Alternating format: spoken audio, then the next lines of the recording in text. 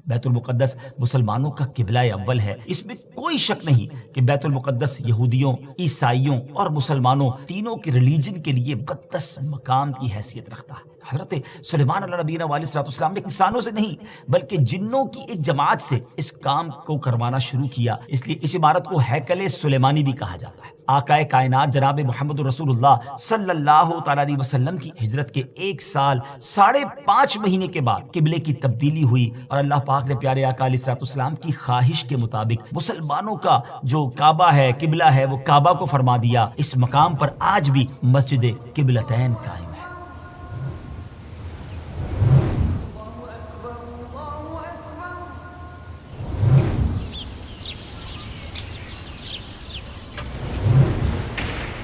السلام علیکم ورحمۃ اللہ وبرکاتہ۔ ویورز کیسے ہیں آپ؟ سب ٹھیک ہیں؟ ایک بار پھر قیامت کی نشانیاں ایپیسوڈ لے کر حاضر ہیں، اور آج کی ایپیسوڈ بڑی امیزنگ ہے۔ ایک ایسا تفصیلی واقعہ ہے کہ جب اس کو سنتے ہیں، پڑھتے ہیں تو ایمان تازہ ہو جاتا ہے۔ یاد رہے کہ اللہ پاک کے آخری نبی جناب محمد عربی صلی اللہ تعالیٰ علیہ وسلم نے غیب کی خبر دیتے ہوئے اپنی امت سے ارشاد فرمایا کہ قیامت سے پہلے 6 چیزیں گن کر رکھو۔ نمبر 1 میری وفات، نمبر 2 بیت المقدس کی فتح، نمبر 3 پھر طاعون کی وبا جو بکریوں کی گٹلیوں کی طرح تمہارے اندر شروع ہو جائے گی، نمبر 4 اس قدر مال کی کثرت ہو جائے گی کہ کسی آدمی کو 100 دینار دینے پر بھی وہ خوش نہیں ہوگا، نمبر 5 ایک ایسا فتنہ اٹھے گا کہ عرب کا کوئی گھر باقی نہیں رہے گا جس پہ فتنہ داخل نہ ہوا ہو، نمبر 6 تمہارے اور رومیوں کے درمیان ایک سلو ہوگی اور رومی عہد شکنی کریں گے اور وہ 80 جھنڈے لے کر تمہارے اوپر حملہ آور ہوں گے اور ہر جھنڈے کے نیچے 12,000 فوج ہوگی۔ یہ 6 نشانیاں نبی پاک صلی اللہ تعالیٰ علیہ وسلم نے تفصیل کے ساتھ قیامت کی نشانیوں کے بارے میں بیان کی۔ اس حدیث پاک میں جو دوسری نشانی بیان کی گئی یعنی بیت المقدس کی فتح، اس بارے میں آج کی ہماری ایپیسوڈ ہوگی۔ یہ تو آپ نے سن ہی لیا کہ حدیث پاک میں اسے قیامت کی نشانی کے طور پر فرمایا گیا ہے۔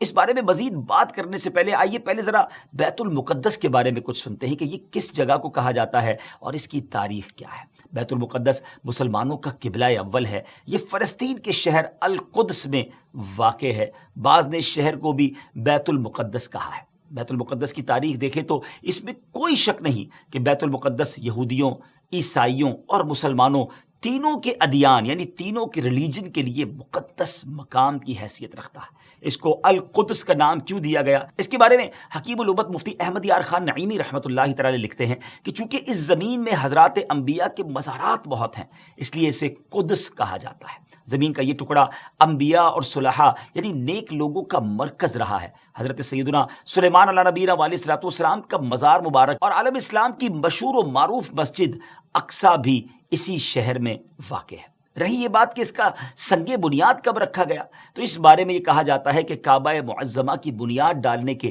40 سال بعد سیدنا آدم علیہ نبینا علیہ الصلوۃ والسلام یا ان کی اولاد میں سے کسی نے اس کی بنیاد ڈالی۔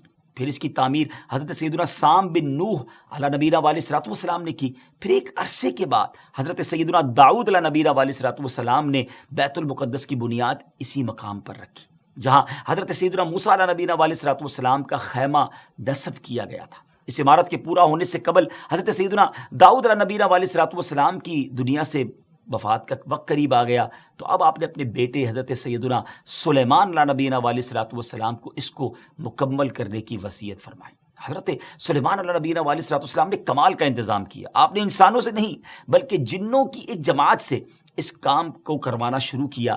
1 سال کا کام باقی تھا۔ اب ذرا غور کیجئے کہ جنات تعمیر کر رہے تھے، مگر آپ کے انتقال کا وقت قریب آ گیا۔ آپ نے غسل فرمایا، نئے کپڑے پہنے، خوشبو لگائی اور اس طرح تشریف لائے کہ عصا پر یعنی اپنے جو لاٹھی تھی اس پر ٹیک لگا کر کھڑے ہو گئے۔ ملک الموت حضرت اسرائیل علیہ الصلوۃ والسلام نے جن کا کام ہی روح قبض کرنا ہے، انہوں نے آپ کی روح اسی حالت میں اسی عالم میں قبض کر لی۔ اب اسی طرح آپ عصا پر ٹیک لگائے کھڑے رہے۔ جی ہاں، دنیا سے آپ جا چکے تھے، وصال فرما چکے تھے، مگر آپ آپ کا جو مبارک جسم ہے وہ عصا پر ٹیک لگائے کھڑا رہا. یہ اللہ کی شان ہے. حضرت سلیمان علیہ السلام کا یہ معجزہ بھی ہے. یہاں میں ایک اور دلچسپ بات آپ کو بتاتا چلوں کہ جب حضرت سلیمان علیہ السلام حیات تھے تو جنات کو رات کی رخصت بھی مل جاتی تھی. وہ دن میں کام کرتے تھے. حضرت سلیمان علیہ السلام بھی آرام کرنے چلے جاتے تھے. مگر آپ چونکہ اب کھڑے ہی تھے تو اب جنات کو دن رات راؤنڈ دا کلاک کام کرنا پڑ گیا. ہر وقت وہ آپ کھڑے رہے تو آپ کو اجازت مانگتے تھے، لیکن کسی میں ہمت نہیں ہوتی تھی کہ وہ اجازت مانگنے آپ سے مانگے، تو آپ سے اجازت بھی نہیں مانگ سکتے تھے. تو جنہوں نے 4 سال تک یک لخت، جی ہاں آل دا وے، دن رات برابر کام کیا. اچھا، حضرت سلیمان علیہ السلام جو ہیں وہ عصا پر کھڑے ہیں، نہ جسم میں کوئی تبدیلی آ رہی ہے. اللہ اکبر. یہ بھی اللہ کے نبی کی شان دیکھیں. اس کی تعمیر کی تکمیل چونکہ حضرت سلیمان علیہ السلام کے زیر نگرانی ہونی تھی، اس لیے اس عمارت کو ہیکل سلیمانی بھی کہا جاتا ہے. بیت المقدس کی روشنی کا انتظام بھی نرالے انداز میں ہی کیا گیا تھا. وہ اس طرح کہ حضرت سلیمان علیہ السلام نے بیت القدس کی مسجد کو سنگ مرمر سے اور ہیروں، موتیوں اور یاقوت سے بنوایا، اور بیت المقدس کے گنبد کے سرے پر کبریت احمر، یہ سرخ گندک جی تھی، اس کا اہتمام کیا. اس کی روشنی کئی میلوں تک پہنچتی تھی. اللہ اکبر. اچھا ناظرین، جیسے اس کی تعمیر کا وقت پورا ہونے لگا تو اللہ کی شان دیکھیں کہ آپ کے اس عصا کو، اس لکڑی کو دیمک نے کھایا اور آپ کا جسم زمین پر تشریف لایا. پھر لوگوں کو بھی پتہ چلا اور جنات کو بھی پتہ چلا کہ حضرت سلیمان علیہ السلام دنیا سے جا چکے ہیں. سبحان اللہ. اتنی شاندار یہ عمارت ہے. بیت المقدس کی خدمت کے لیے کثیر خادمین حاضری دیتے رہتے. ایک وقت ایسا آیا کہ حضرت سیدنا زکریا علیہ نبی علیہ السلام کے مبارک زمانے میں بیت المقدس کے خدام کی تعداد 4000 تھی، اور خدام کے 27 یا 70 سردار تھے جن کے امیر سیدنا زکریا علیہ نبینا علیہ السلام تھے.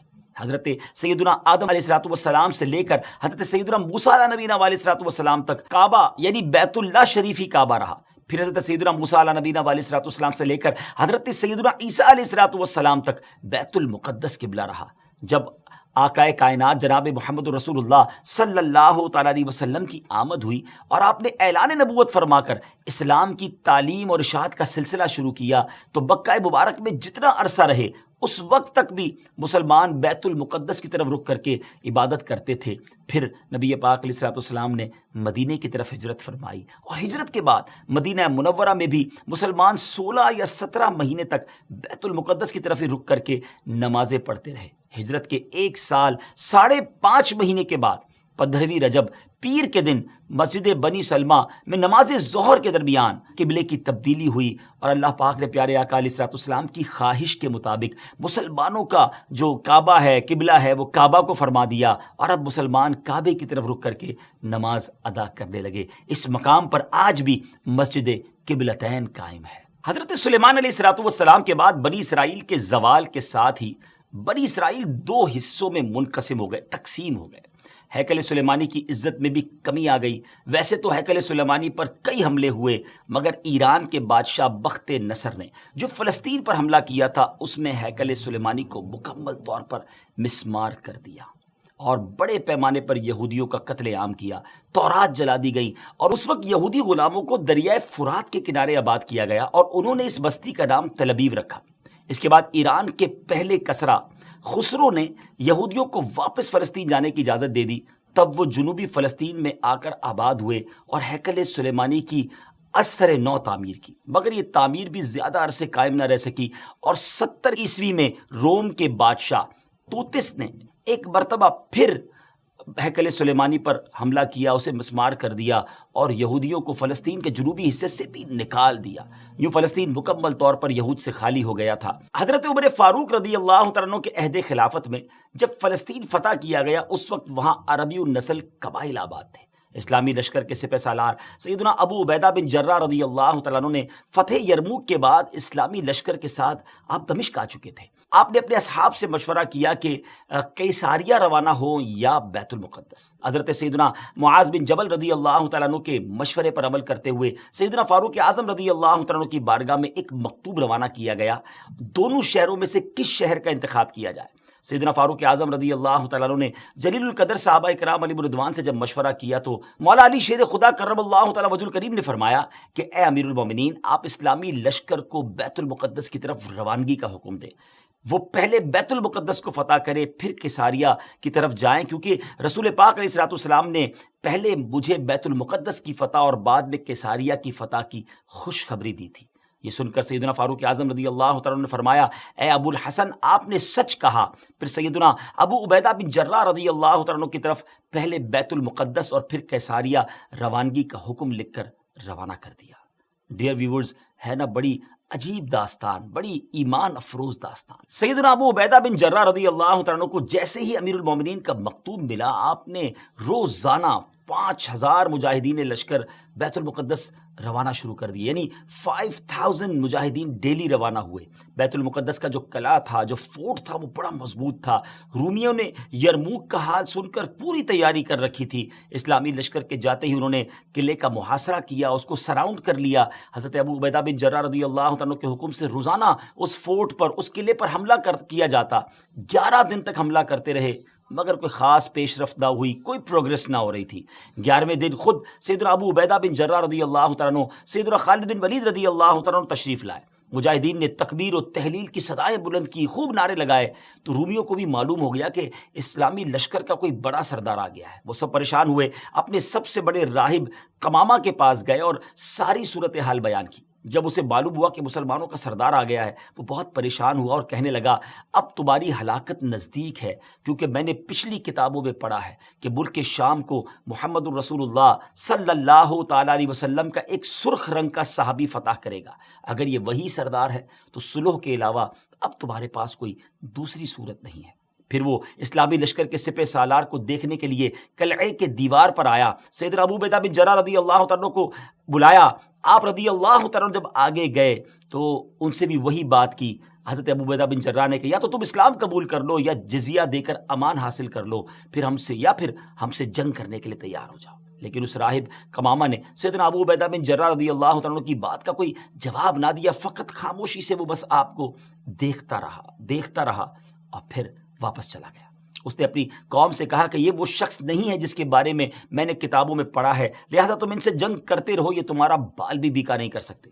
سیدنا ابو عبیدہ بن جراح رضی اللہ تعالیٰ عنہ نے بھی وہاں سے واپس آ کر اسلامی لشکر کو جنگ کا حکم دے دیا۔ روزانہ اسلامی لشکر اس فورٹ پر، اس قلعے پر حملہ کرتا، رومی تیروں کی برسات کرتے، دونوں طرف سے جانی نقصان بھی ہوتا، سپاہی زخمی بھی ہوتے۔ لڑائی 4 ماہ تک جاری رہی۔ جی ہاں ویورز، 4 منتھ تک یہ لڑائی جاری رہی۔ اہل شہر تنگ آ گئے، وہ دوبارہ اپنے جو سردار تھا، جو ان کا لیڈر تھا قمامہ، اس کے پاس گئے، ساری صورتحال بیان کی۔ وہ نصرانی راہب جو تھا وہ پھر قلعے کی دیوار پر آیا اور سیدنا ابو عبیدہ بن جراح رضی اللہ تعالیٰ عنہ سے کہنے لگا کہ ہم ہر حال میں تم سے جنگ کریں گے، البتہ ہمارے شہر کو صرف ایک ہی شخص فتح کرے گا جس کے اوصاف ہماری کتابوں میں لکھے ہوئے ہیں، وہ تم نہیں ہو۔ سیدنا ابو عبیدہ بن جراح رضی اللہ تعالیٰ نے فرمایا کہ تمہاری کتابوں میں اس کے کیا اوصاف لکھے ہوئے ہیں؟ اس نے کہا، وہ ہم تمہیں نہیں بتائیں گے، البتہ اسے دیکھ کر ہم فوراً پہچان لیں گے کہ یہ وہی شخص ہے۔ ہاں اگر تم اس کا نام جاننا چاہتے ہو تو ہم اس کا نام بتا سکتے ہیں۔ اللہ اکبر، ان کی کتابوں میں اس صحابی کا نام بھی موجود تھا۔ آپ رضی اللہ تعالیٰ نے فرمایا کہ ٹھیک ہے، تم اس کا نام ہی بتا دو۔ اس نصرانی راہب نے کہا کہ جو شخص ہمارے اس شہر کو فتح کرے گا وہ محمد الرسول اللہ صلی اللہ تعالیٰ علیہ وسلم کا صحابی ہوگا، اور اس کا نام عمر بن خطاب ہے، جو فاروق کے لقب سے مشہور ہوگا، اور وہ نہایت سخت گیر ہوگا، اللہ کے کاموں میں کسی ملامت کرنے والے کی ملامت کی پرواہ نہ کرے گا۔ سیدنا ابو عبیدہ بن جراح رضی اللہ تعالیٰ عنہ نے جیسے ہی یہ سنا تو مسکرا دی اور خوش ہو کر فرمایا، فتحنا البلد ورب الکعبہ، یعنی رب کعبہ کی قسم ہم نے اس شہر کو فتح کر لیا۔ پھر آپ اس راہب کی طرف متوجہ ہوئے اور فرمایا، تم جن کا ذکر خیر کر رہے ہو وہ ہمارے خلیفہ ہیں، ہمارے نبی علیہ الصلوۃ والسلام کے جلیل القدر صحابی ہیں۔ راہب نے کہا، اگر واقعی ایسی بات ہے تو تم جنگ موقوف کر دو اور انہیں یہاں بلاؤ، اگر ان میں تمام صفات وہی ہوئی جو ہمارے علم میں ہیں تو ہم ان کے لیے شہر کے دروازے بغیر جنگ کے کھول دیں گے اور ان کو جزیہ بھی ادا کریں گے۔ آپ رضی اللہ تعالیٰ عنہ نے یہ بات منظور فرما لی۔ نصرانی راہب سے گفتگو کرنے کے بعد سیدنا ابو عبیدہ رضی اللہ تعالیٰ عنہ نے جب وہ تشریف لائے اور نصرانی راہب سے ہونے والی گفتگو کی تفصیلات لشکر میں سب کو بتائیں تو تمام مجاہدین خوش ہو گئے۔ ایک مکتوب جس میں تمام تفصیلات انہوں نے لکھی سیدنا عمر فاروق رضی اللہ تعالیٰ عنہ کی بارگاہ میں انہوں نے پیش کر دیں، اور وہاں وہ خط بھیج دیا گیا۔ اللہ اکبر، جب یہ خط مدینہ منورہ پہنچتا ہے، حضرت سیدنا میسرہ بن مسروق رضی اللہ تعالیٰ عنہ مدینہ منورہ پہنچتے ہیں، بارگاہ فاروقی میں حاضر ہوئے، سلام عرض کیا، فرمایا خوشخبری لائے ہو، عرض کیا رب کعبہ کی قسم خوشخبری ہے۔ پھر وہ مکتوب بارگاہ فاروقی میں پیش کیا گیا۔ سیدنا فاروق اعظم رضی اللہ تعالیٰ نے جب مکتوب پڑھا، صحابہ کرام سے مشورہ کیا اور اس ملک شام کی طرف سفر کا ارادہ کر لیا، تیاری شروع فرما دی۔ امیر المومنین سیدنا فاروق اعظم رضی اللہ تعالیٰ کا بیت المقدس جب جانے کا فیصلہ ہوا، یہ خبر سن کر مدینہ منورہ میں خوشی کی لہر دوڑ گئی۔ اپنے سفر کا آپ آغاز فرماتے ہوئے سب سے پہلے آپ مسجد نبوی شریف میں آئے، آپ نے 4 رکعت نماز ادا کی، نبی پاک علیہ الصلوۃ والسلام کی بارگاہ میں حضرت ابوبکر صدیق رضی اللہ تعالیٰ عنہ کی بارگاہ میں سلام پیش کیا۔ پھر اس کے بعد حضرت عمر فاروق رضی اللہ تعالیٰ عنہ نے اپنا سفر شروع کر دیا۔ مولا علی کرم اللہ تعالیٰ وجہ الکریم کو اپنا نائب مدینے میں مقرر کیا اور چند اصحاب کو ساتھ لیا اور اب ملک شام کی طرف روانہ ہو گئے۔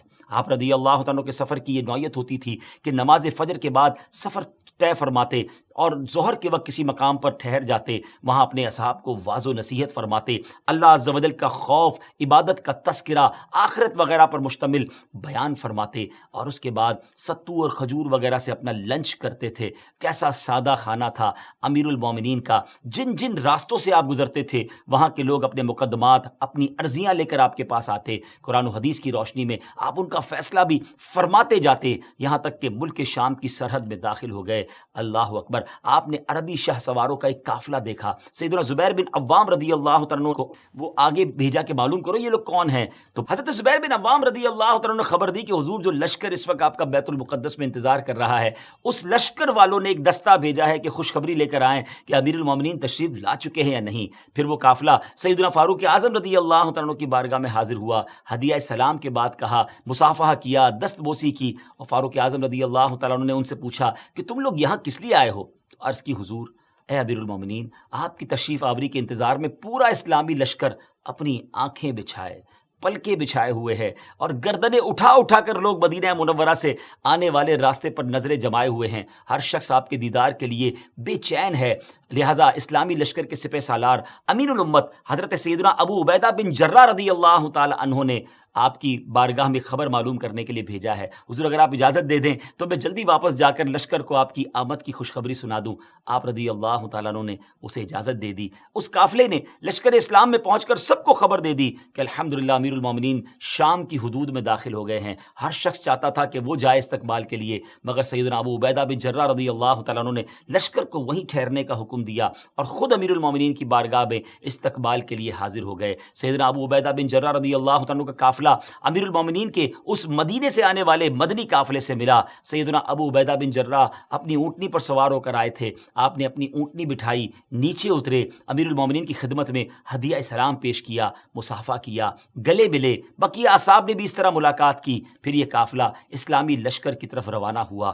اللہ اکبر! سوچئے کیسا منظر ہوگا جب یہ قافلہ بیت المقدس پہنچا۔ مجاہدین نے نہایت شاندار استقبال کیا، تمام مجاہدین نے آپ سے ملاقات کی، آپ کی دست بوسی کی، پھر آپ نے ان سے نہایت فصیح و بلیغ خطبہ بھی دیا، تمام مجاہدین کو اعمال صالحہ، تقوی و پرہیزگاری وغیرہ اختیار کرنے کی نصیحت اور تنبیہ فرمائی۔ خطبے سے فارغ ہو کر سیدنا ابو عبیدہ بن جراح رضی اللہ تعالیٰ عنہ نے ملک شام کی جنگوں کو بالتفصیل بیان کیا، جنہیں سن کر فاروق اعظم رضی اللہ تعالیٰ عنہ کبھی روتے اور کبھی خوش ہوتے۔ دونوں میں گفتگو ہوتی رہی یہاں تک کہ ظہر کا وقت ہو گیا۔ مؤذن رسول سیدنا بلال حبشی رضی اللہ تعالیٰ عنہ، جو نبی پاک علیہ الصلوۃ والسلام کے دنیا سے پردہ فرمانے کے بعد مدینہ طیبہ سے ملک شام چلے آئے تھے، لشکر اسلام میں شامل ہو کر وہ بھی جہاد میں مصروف ہو گئے تھے۔ حضرت جناب رسول اللہ صلی اللہ تعالیٰ علیہ وسلم کی وصال ظاہری کے بعد آپ نے اذان کہنا چھوڑ دی تھی۔ اپنے آقا و مولا علیہ الصلوۃ والسلام کی جدائی اور فرقت کے رنج میں وہ ایسے شکستہ دل تھے کہ اذان دیتے وقت انہیں سخت غم اور جو ہے وہ رنج لاحق ہو جاتا تھا، محبوب کی یاد ستاتی تھی، اتنی گریہ وزاری ہوتی تھی کہ اذان کو کمپلیٹ کرنا مشکل ہو جاتا تھا۔ جب نماز ظہر کا وقت ہوا، تمام مجاہدین نے امیر المومنین سے عرض کی کہ حضور حضرت بلال بھی موجود ہیں، ہم چاہتے ہیں کہ حضرت بلال کی اذان سنیں، نبی پاک علیہ الصلوۃ والسلام کے زمانے مبارکہ کی یاد تازہ ہو جائے گی۔ سیدنا فاروق اعظم رضی اللہ تعالیٰ عنہ نے سیدنا بلال حبشی کو حکم دیا، مجاہدین کی خواہش بیان کی۔ سیدنا بلال حبشی رضی اللہ تعالیٰ عنہ نے اذان تو بالکل چھوڑ دی تھی، کسی کے کہنے پر بھی اذان نہ دیتے تھے، لیکن فاروق اعظم رضی اللہ تعالیٰ عنہ کا حکم تھا اور بڑا وہ ادب بھی کرتے تھے، اس لیے اذان دینے کے لیے راضی ہو گئے۔ کیا منظر ہوگا! حضرت بلال حبشی رضی اللہ تعالیٰ عنہ نے اذان شروع کی، جیسی بلند آواز سے کہا اللہ اکبر اللہ اکبر، ان کی آواز میں وہ درد تھا کہ لشکر اسلام پر لرزہ طاری ہو گیا. مجاہدین کی آنکھیں اشکبار ہو گئیں. محبوب اکرم کا زمانہ یاد آ گیا. اللہ اکبر. شام کی سرزمین میں مدینے کی یاد تازہ ہو رہی ہے. اس وقت رسول پاک علیہ الصلوۃ والسلام کے دیدار سے اپنی آنکھوں کو ٹھنڈا کیا کرتے تھے، مگر وہ دیدار اب کہاں نصیب. تمام مجاہدین شدت غم سے کانپنے لگے. سیدنا بلال حبشی رضی اللہ تعالیٰ عنہ اشہد ان محمد الرسول اللہ پر جب پہنچے تو پورے لشکر پہ ایک کوہرام مچ گیا. صحابہ کرام علیہ رضوان نے اپنے محبوب آقا کی یاد میں وہ تڑپنے لگے. آہو بکا کا شور بلند ہو گیا. شدت غم سے مجاہدین ایسے تڑپتے کہ ابھی ان کے دل پھٹ جائیں گے. بعض پر تو بے ہوشی طاری ہو گئی. فاروق اعظم رضی اللہ تعالیٰ عنہ پر بھی گریہ طاری تھا. حضرت بلال حبشی رضی اللہ تعالیٰ عنہ کی حالت بھی ناقابل برداشت تھی. ایسا لگتا تھا کہ وہ اذان پوری نہ کر پائیں گے. اسلامی لشکر پر غم و اضطراب کی وہ کیفیت طاری تھی کہ رونے اور چیخنے کے سوا کچھ سنائی ہی نہ دیتا تھا. بہرحال سیدنا بلال حبشی رضی اللہ تعالیٰ عنہ نے اذان مکمل کی. بہت دیر تک صحابہ کرام محبوب کریم علیہ الصلوۃ والسلام کی یاد میں روتے رہے. بالآخر اللہ کریم نے سب کو تسکین عطا فرمائی. فاروق اعظم رضی اللہ تعالیٰ عنہ نے پورے لشکر کو نماز پڑھائی. پھر قلعہ بیت المقدس کی طرف جانے کا ارادہ فرمایا. جب آپ نے بیت المقدس کی طرف روانگی کا ارادہ فرمایا تو بکری کے بالوں سے بنا ہوا لباس پہنا. وہ جبہ جو تھا نا ناظرین، ٹکڑے ٹکڑے سی کر بنایا گیا تھا اور اس میں 14 پیون تھے. ایک پیون جو ہے وہ چمڑے کا بھی اس میں تھا. اتنا سادہ اور جس کو آپ کہیں بالکل کم پیسوں والا لباس. اسلامی لشکر کے تمام سرداروں نے آپ سے گزارش کی، حضور آج تو بڑا اہم دن ہے، آپ اچھے کپڑے آج زیب تن کیجئے، اچھے گھوڑے پر سوار ہوں. آج آپ کو بیت المقدس کے جو لوگ ہیں ان سے ملنا ہے اور انشاءاللہ ہمیں فتح ملنی ہے. جب لوگوں نے بڑا اصرار کیا تو آپ راضی ہو گئے اور مصر کے اعلیٰ قسم کا سفید لباس پہن کر گھوڑے پر سوار ہو کر اسلامی لشکر کے ساتھ اب بیت المقدس کے قلعے کی جانب روانہ ہوئے. ابھی چند قدم ہی چلے تھے ناظرین کہ آپ کے چہرے پر گھبراہٹ کے آثار ہوئے. آپ کو ایسا لگتا تھا جیسے آپ کو بڑی سخت تکلیف ہو گئی ہے. آپ کے چہرے کا رنگ تبدیل ہو گیا. سواری کو رکوایا، فوراً گھوڑے سے نیچے آئے اور فرمایا اللہ عز و جل مجھے معاف فرمائے. قریب تھا کہ میں ہلاک ہو جاتا کیونکہ ایسے پرتکلف اتنے قیمتی لباس کو پہن کر میرے دل میں عجب اور تکبر داخل ہو گیا تھا. میں نے اللہ عز و جل کے محبوب علیہ الصلوۃ والسلام کو یہ فرماتے سنا ہے کہ جس کے دل میں ذرہ برابر بھی تکبر ہوگا وہ جنت میں داخل نہیں ہوگا. تمہارے اعلیٰ اور سفید لباس نے مجھے ہلاکت میں ڈال دیا. پھر آپ نے وہ لباس اتار دیا اور اپنا پرانا 14 پیوند والا لباس زیب تن فرمایا. فاروق اعظم رضی اللہ تعالیٰ عنہ بیت المقدس کے قریب اب پہنچ گئے. ناظرین میں یاد تھوڑی دیر کے لیے رکوں گا، غور کیجئے. یہ تھے امیر المومنین. آج فتح کا دن تھا، آج دوسرے لفظوں میں ریوارڈ کا دن تھا، عزت کے بڑھنے کا دن تھا. پھر بھی عاجزی ہے، پھر بھی خوف خدا ہے، پھر بھی نبی پاک کی یاد ہے. یاد رسول میں آنسو بھی بہے، نمازیں بھی پڑھی گئیں، بیان بھی کیا گیا، اللہ کی یاد بھی دلائی گئی، خوف بھی دلایا گیا اور اپنے آپ کو تکبر سے بچایا بھی گیا. یہ ہم سب کے لیے کتنا بڑا درس ہے. جن کو اللہ نے نوازا ہے، اگر اللہ نے دنیا کی نعمتیں دی ہیں تو اس کا مطلب یہ نہیں کہ تکبر کیا جائے اور ان خوشیوں میں کھو جایا جائے. آج معاملہ یہ ہے ناظرین کہ جس کے گھر میں خوشی ہوتی ہے، جس کو کوئی سیلیبریشن ملتی ہے، وہ اس کے ساتھ ہی نافرمانی اللہ کی شروع کر دیتا ہے. ایسا لگتا ہے کہ ہماری خوشی اور اللہ کی نافرمانی یہ لازم و ملزوم ہو گئی ہے. اچھا خاصا نیک نمازی بھی ہوتا ہے، اگر اس کے گھر میں جب خوشی کا موقع آتا ہے تو وہ کچھ ہوتا ہے جو بیان نہیں کیا جا سکتا. یہ بہت بڑی بے وقوفی ہے ناظرین کہ اللہ کریم خوشیاں عطا فرمائے اور ہم اسی کی نافرمانی کریں. ایسا نہ کیا کریں. جب رب کی عطا ملے زیادہ شکر ادا کریں، زیادہ سجدے کریں، صدقہ کریں اور گناہوں سے بچیں. بہرحال فاروق اعظم رضی اللہ تعالیٰ عنہ بیت المقدس کے قلعے کے قریب پہنچے تو وہاں موجود مجاہدین نے اب تکبیر و تحلیل کی صدائیں بلند کی، خوب اللہ اکبر کے نعرے لگائے. جب یہ شور سنا اور بیت المقدس کے اندر جو لوگ تھے وہ حیران ہو گئے کہ جنگ تو بریک تھی، موقوف ہو گئی، کیا مسلمانوں نے پھر حملہ کر دیا؟ نصرانی راہب کمامہ نے جب وہ آوازیں سنی اور خادمین کو بھیجا کہ معلوم کرے کہ معاملہ کیا ہے تو پتہ چلا کہ اسلامی لشکر کے سب سے بڑے سردار امیر المومنین حضرت عمر بن خطاب رضی اللہ تعالیٰ عنہ تشریف لائے ہیں. نصرانی راہب قلعے کی دیوار پر آیا اور اسلامی لشکر میں پیغام بھیجا کہ حضرت عمر بن خطاب رضی اللہ تعالیٰ عنہ کی زیارت اور شناخت کرنا چاہتے ہیں، انہیں قلعے کے قریب لایا جائے. سیدنا فاروق اعظم رضی اللہ تعالیٰ عنہ بغیر اسلحے کے اکیلے ہی قلعے کے قریب جانے لگے تو بعد میں یہ فیصلہ ہوا کہ حضرت ابو عبیدہ بن جراح رضی اللہ تعالیٰ عنہ بھی ساتھ جائیں. آپ اپنے اونٹ پر سوار تھے، ہاتھ میں ایک درہ تھا. جب دیوار کے قریب پہنچے تو اس نصرانی راہب نے آپ کو بڑے غور سے دیکھنا شروع کر دیا۔ تھوڑی دیر بعد نصرانی راہب نے کمامہ نے بلند آواز سے شور کرتے ہوئے اپنی قوم کو پکار کر کہا، خدا کی قسم یہ وہی شخص ہیں جن کی صفات ہم نے اپنی کتابوں میں پڑھی ہیں، اور ان کے ہاتھوں پر ہمارا شہر فتح ہوگا۔ پھر اس کمامہ نے اپنی قوم کو جھڑکتے ہوئے اور ڈانٹتے ہوئے کہا کہ سختی ہو تم پر، یہ کیا تاخیر ہے؟ قلعے سے جلدی اترو، ان کے پاس جاؤ، ان سے امان اور ذمہ داری حاصل کرو۔ خدا کی قسم محمد بن عبداللہ علیہ الصلوۃ والسلام کے یہ صحابی ہیں۔ جب رومیوں نے کمامہ کا فرمان سنا تو وہ جلدی جلدی قلعے کی دیوار سے اترے، شہر کے دروازے کھول دیے گئے، دوڑتے ہوئے فاروق اعظم رضی اللہ عنہ کی بارگاہ میں حاضر ہوئے، صلح اور امان کی درخواست کرنے لگے۔ آپ رضی اللہ تعالیٰ عنہ نے اللہ پاک کا شکر ادا کرتے ہوئے اپنے اونٹ پر ہی سجدہ شکر ادا کیا اور پورے شہر والوں کو امن و امان اور اس کا جو پروانہ تھا وہ جاری کر دیا، عہد و پیمان ہو گئے۔